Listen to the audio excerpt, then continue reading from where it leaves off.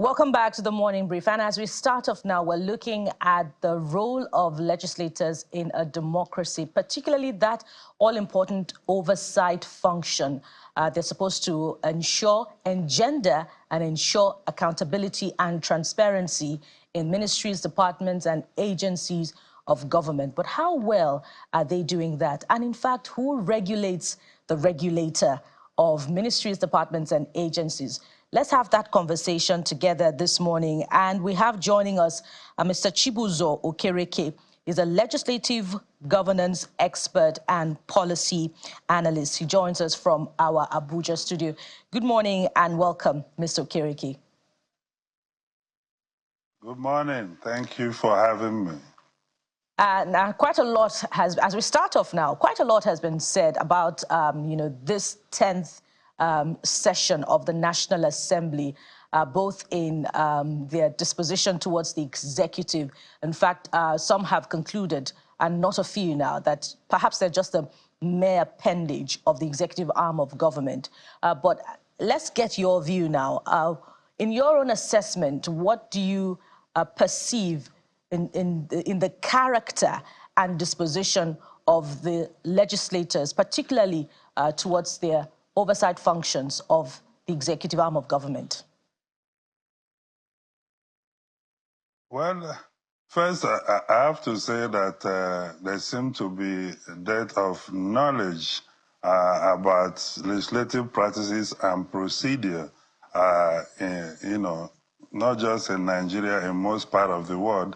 And if you look at Nigeria, the legislature is the youngest arm of government when you consider the long years of ministry, incursion in our governance process. But looking at the 10th National Assembly, yes, the perception of the legislators as regards their roles and responsibilities, or even how they respond to executive proposals has been low, and these account for a number of reasons. First of all, in the legislature, you do not just deny proposals from the executive for the sake of that. Rather, when proposals are made under the Constitution and the rule book of the National Assembly, they are expected to present it and then have a robust debate. So the question most citizens have is this issue of how well policy proposals interrogated before they are given green light, for passage. But in terms of oversight, a number of issues account for the challenges we have in the oversight governance of the legislature. First is the issue of the philosophy of the oversight and the perception of oversight. If you look at the people from the executive arm, one of the rules of the National Assembly that they hate is that of oversight. The character of the executive arm is that nobody wants to be called to account, nobody wants to be held to account. And then also in terms of resource competence as to the approach to the oversight is also what needs to be addressed within the National Assembly. Oversight is not just meant to probably denigrate or show that, how somebody is not doing his or her job well. No, but to improve quality of governance, to enhance accountability, transparency, and value for money in the dispense of government expenditure, administration of policies, programs, and projects. So the 10th National Assembly, as you may well know, in the Senate, there are over 74 committees. In the House of Rep, you have over 130-something committees that are supposed to be dedicated. Then the principal act of most of the agencies of government had provided on how they should be regularly accountable to the legislature.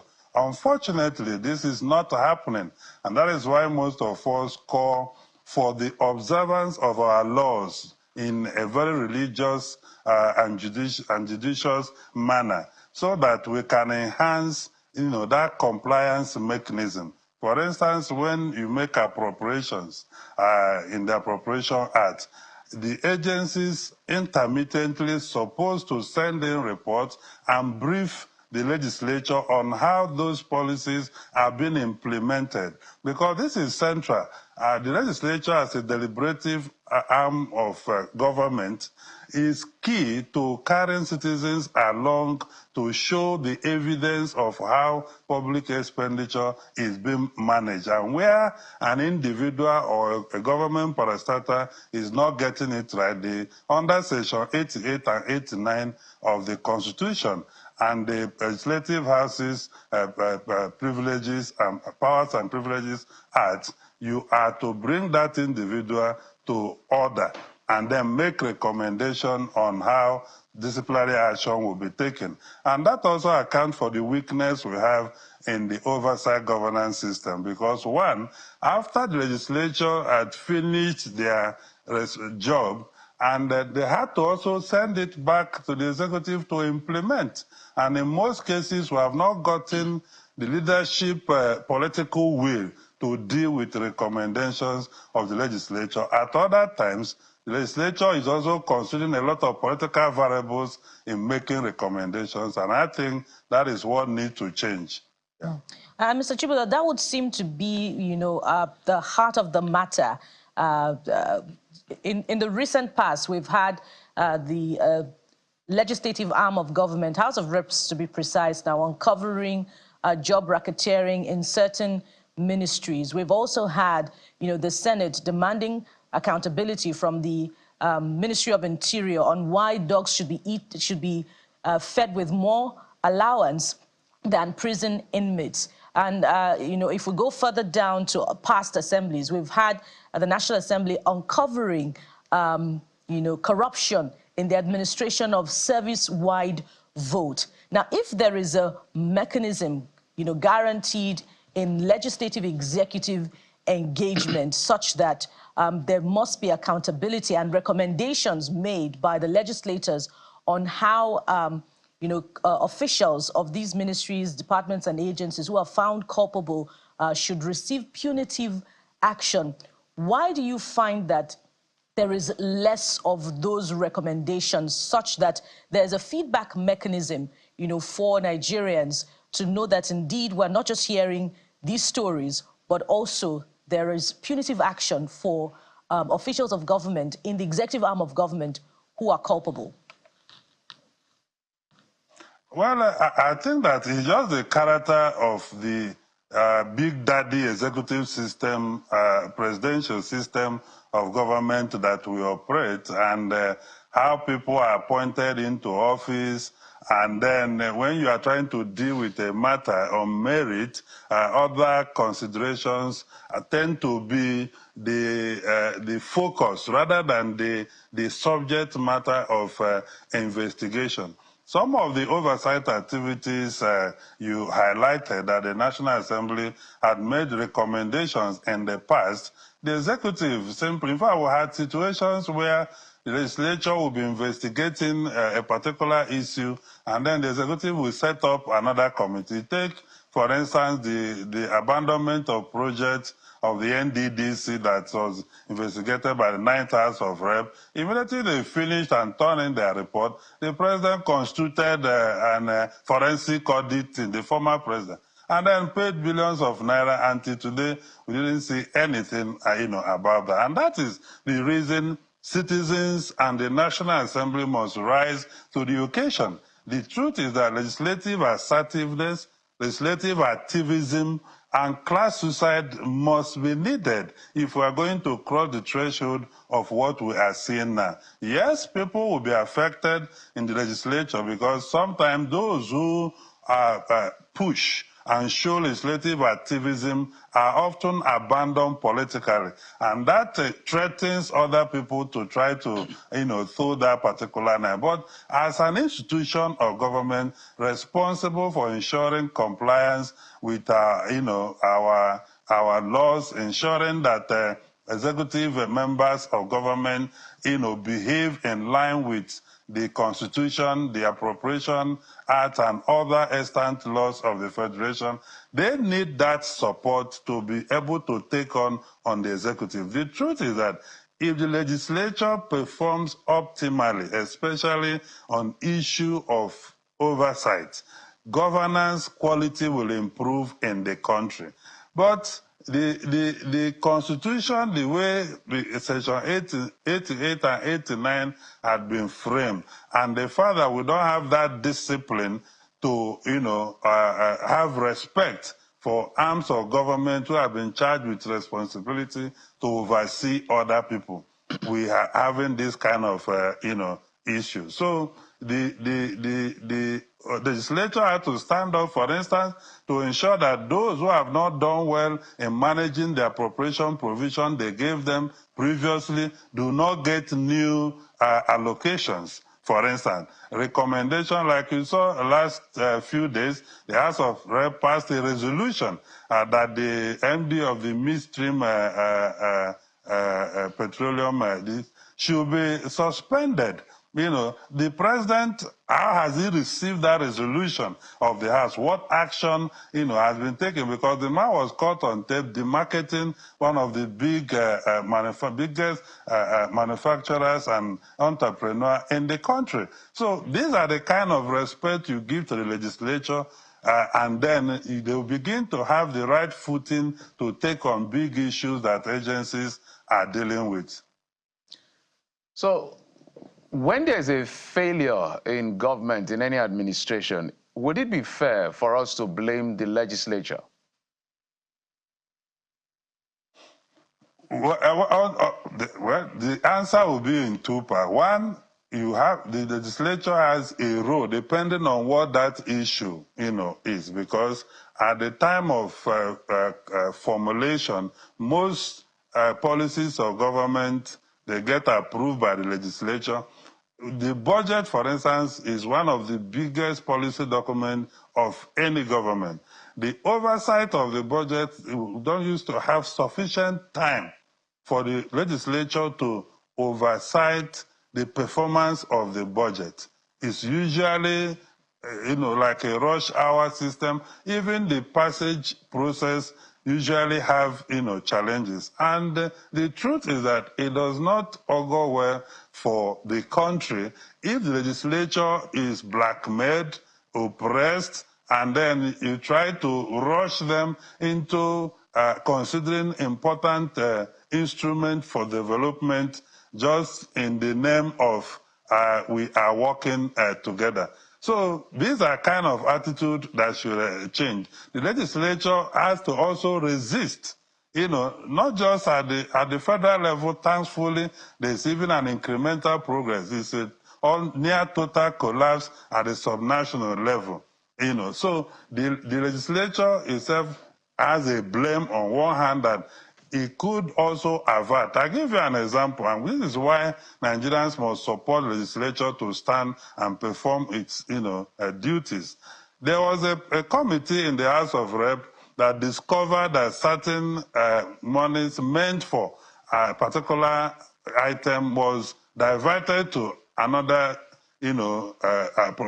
budget line. They called on the agency to make a refund. It is the executive that will ensure that those refunds are made. There was another incident when certain remittances were not done to the Consolidated Revenue Fund account.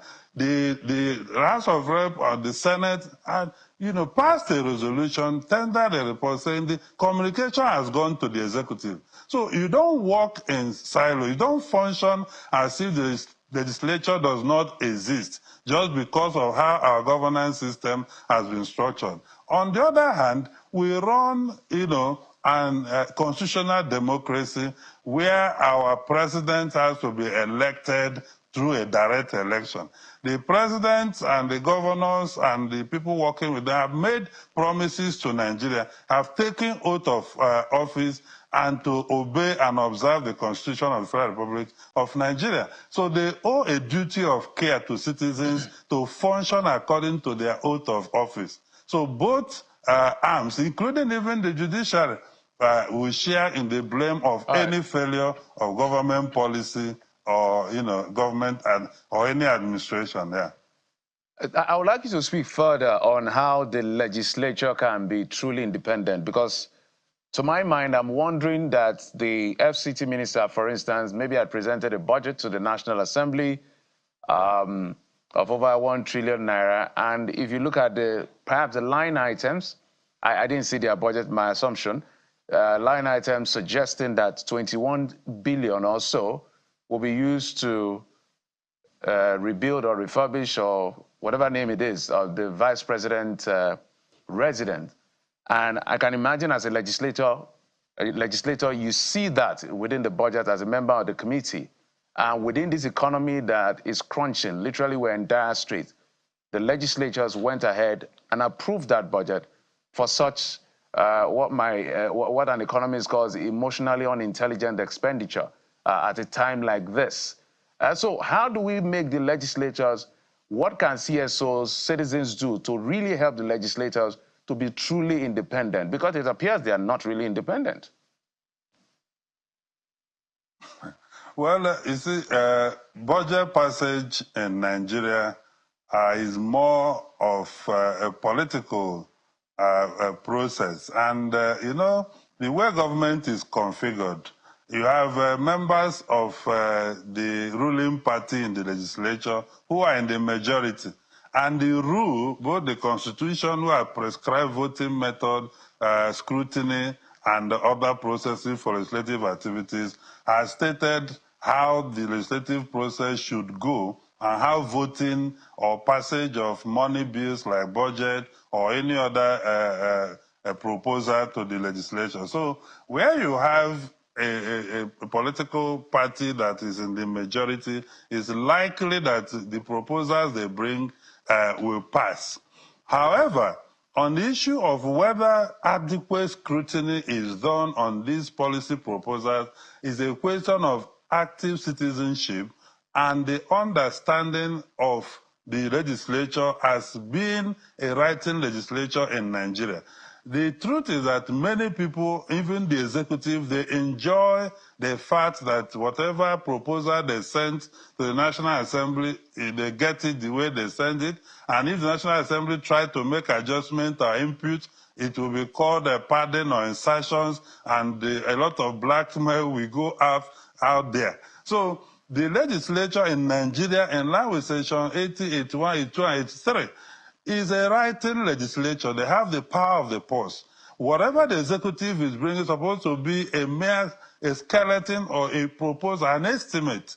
So they have to now work together to look at what are the constituents saying they're interested in. For instance, in the FCT, what are the constituents, saying? What are their concerns and aspirations?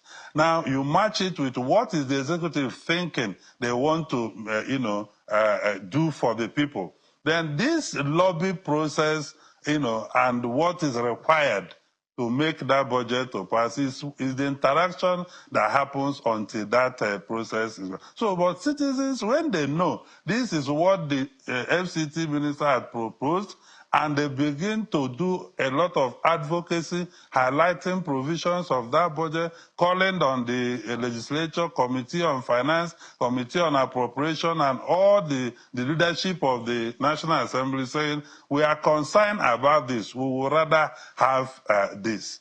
That will help to enhance how legislature can now be able to do better the aspirations of the citizen than just the proposal that the executive wants them to, pass. So that active engagement is very critical.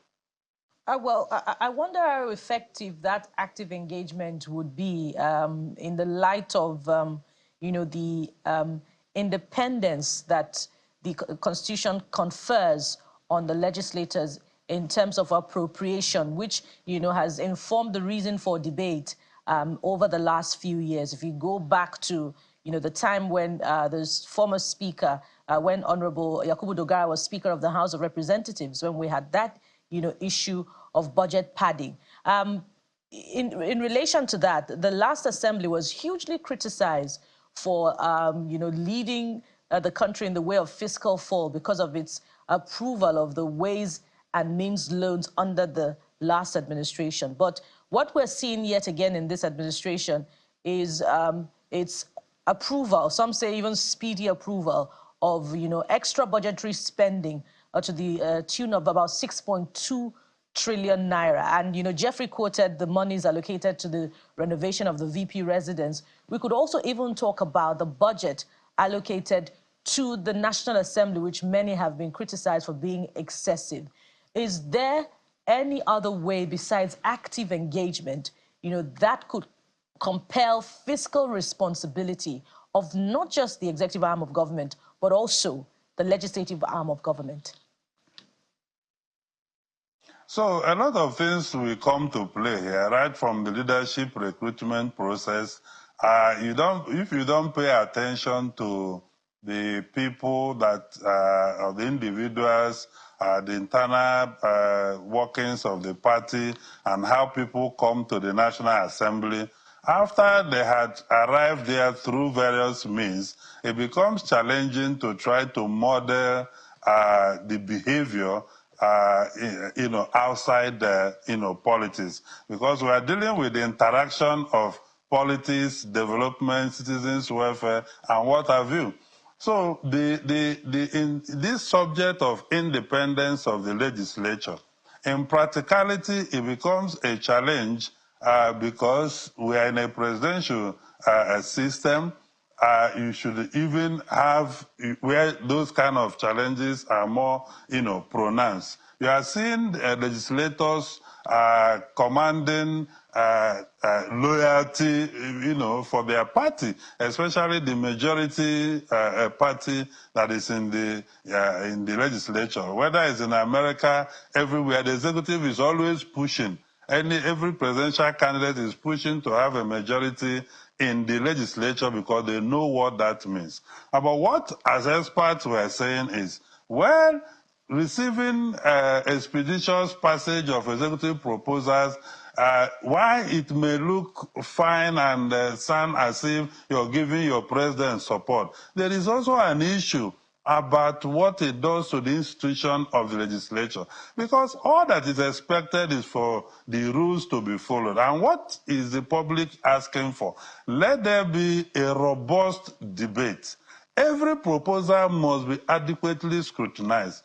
And the denial of executive proposal is not necessarily, in quote, amounting to independence of the legislature, except when it's done on the merit of that proposal. So for me, it is critical that we understand how politics interact with the legislative processes and procedure, because these lawmakers came from a party and they want to show their party that they are supporting a proposal from their president and what have you. But we have to do better, because this is, apart from serving your party, you're also serving the nation. And people expect, but I'm just telling you, in reality, the lobby, the interaction that goes on for a particular proposal to pass, there's a lot of political consideration and lobbying that go on behind. Well, we totally understand. We wish that consideration will be developmental consideration, because at the end of the day, the last assembly not only put us in this trouble we're in with their approvals, they even had to amend the CBN Act, increasing the Ways and Means that brought us into the quagmire from 5 to 15. There's a lot to be said about that. But one more thing as we begin to wind down, the issue of development commissions, the proliferation of this development commission. The president has just signed another one, the Northwest and Southeast. And the model of development commission is the NDDC. And what has become of the NDDC? With the NDDC, the East-West Road is still an embarrassment. The governor of Bayelsa State, the other day, had to call out the minister. The minister had to go there to some sort of intervene. So, and when you look at the NDDC as a model, for instance, it's been bastardized over the years. So if you look at, say, sections 12, that say you must have an MD and 2 executive directors. NDDC has MD, 3 executive directors. There's no provision for interim administrators. We've had that. there is supposed to be a monitoring committee that looks at the books periodically and reports to the president. We've seen massive corruption in the NDDC. We saw NDDC MDs fainting. We saw all that drama when Akpabio was a member of the House. What came out of it when with that investigation of off your mic and all of that? So when you look at the track record of the Model Development Commission, what will be different with all of this new creation?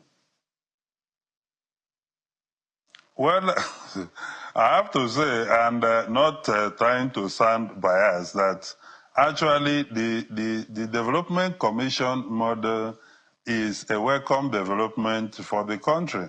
If you look at the Southeast Development Commission that has just been signed, you would discover that since the 1970s, promises were made to the people of the Southeast as to the 3 R's. And none of them, was implemented up to this moment. So this commission is now expected to be dedicated to addressing issue of development within the Southeast. I agree with you that the governance output of the one we have has been problematic. However, that does not mean that we will not have the new ones be able to achieve results. If you look at the 6 geopolitical zones we have, people have been complaining. Why is everything politics, politics, politics? Why 6 geopolitical zones? Why not 6 developmental zones? So that we can focus on our energy on the competitive and comparative advantage of each of these zones. So if we administer the zones properly and efficiently, it will look at the advantage, the resource advantage of that particular zone. We invest in it, and we can say that maybe the Southeast, through this commission, will become the manufacturing and innovation hub of the country. We look at the NDDC, SASA, because there's even a bill on the SASA Development Commission, and they had to step it down for further consultation because the NDDC already covers all the states of the SASA plus 3 other states outside the SASA zone. So the Northwest also having been ravaged by insecurity and other challenges, the commission probably, so this is agitation that you're seeing as a result of the configuration of the country, that resources are not equitably distributed, there's a lot of inequality, so that struggle for regionalism. So this is like an indirect regionalism that is development-centric rather than political-centric. But I agree that the monitoring committee, the governance structure must deviate from the political norm and focus on providing grassroots, rural and standard development opportunities for the people. And the funds dedicated there are not used to do political settlement, but for development of each of these zones, which are actually regions, in quote. And the Southeast Development Commission also comes with implication in terms of extra financial appropriation, payment of personnel. And, we could go on and on about the arguments, but it's an ongoing conversation. Well, I would want to thank you very much for your time on the program. Mr. Chibuzo Okereke is a legislative governance expert and policy analyst. Thank you very much for your time on the program. Thank you. And from here, we switch gears to yet another important conversation. What are the effects of excessive screen time on your mental health and your family? Stay with us. We'll be right back with that.